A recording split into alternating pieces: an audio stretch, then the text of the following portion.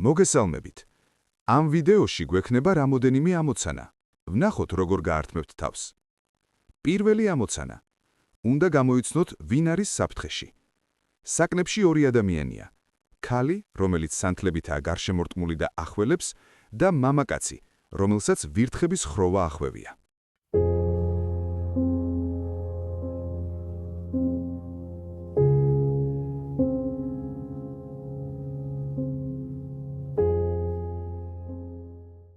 მდიდარმა ქალბატონმა თავის სამ შვილს უცნაური ანდერძი დაუტოვა.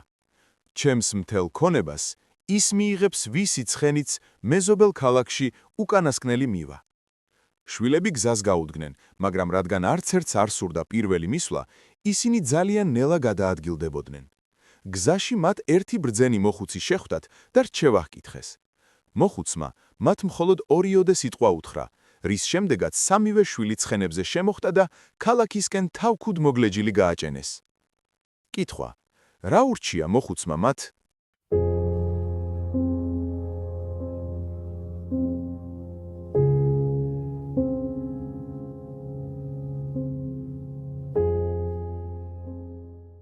მდიდარი კაცი გარდაიცვალა. მის ქონებაზე პრეტენზიას ორი ადამიანი აცხადებს. ერთი ამბობს, რომ მისი შვილია, რომელიც წლების წინ დაიკარგა. მეორე კი ამტკიცებს, რომ ის არის ნამდვილი შვილი. დეტექტივმა ორივეს სთხოვა ეჩვენებინათ მამის ფოტო, რომელიც სულ თან ჰქონდათ. პირველმა აჩვენა ძველი, გაცვეთილი და დაკეცილი ფოტო. მეორემ აჩვენა ახალივით შენახული, პრიალა ფოტო. კითხვა: ვინ არის მატყუარა?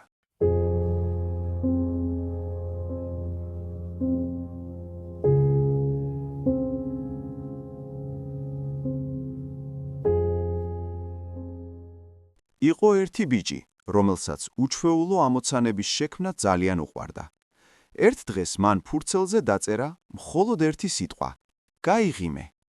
მან ეს გზავნილი ისე დატოვა, რომ ზუსტად იცოდა, ვინც მას ნახავდა, ეს სიტყვა სწორედ იმ ადამიანისთვის იქნებოდა განკუთვნილი და იმ კონკრეტულ მომენტში ყველაზე მეტად დასჭირდებოდა.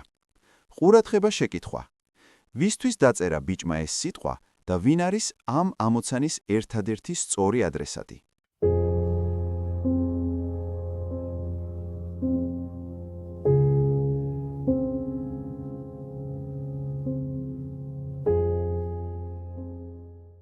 ამ სურათზე ორი ადამიანი ჩანს. ამ ორიდან მეორე ადამიანია უფრო საფრთხეში, რომელსაც ვირთხების ხროვა ახვევია, რადგან პირველ ადამიანთან სანთლებია, რომლის ჩაქრობა მარტივად შეიძლება, ხოლო ვირთხების ხროვას მარტივად ვერ დააღწევ თავს. ანდერძის პირობის თანახმად, ქონება მას დარჩებოდა, ვისი ცხენიც ქალაქში უკანასკნელი მივიდოდა. მოხუცმა ბრძენმა კი მათ ურჩია, რომ ცხენები გაეცვალათ. მატყუარა არის მეორე. თუ ფოტო წლების წინანდელია და მას ადამიანი სულ თან ატარებს, ის ახალივით პრიალა ვერ იქნება. და დღევანდელი დღის ბოლო ამოცანის კითხვაზე ვისთვის დაწერა ბიჭმა ეს სიტყვა და ვინ არის ამ ამოცანის ერთადერთი სწორი ადრესატი? ამ კითხვის პასუხი: ადრესატი ხარ შენ, ადამიანი, რომელიც ამ წამს ამ გზავნილს კითხულობს.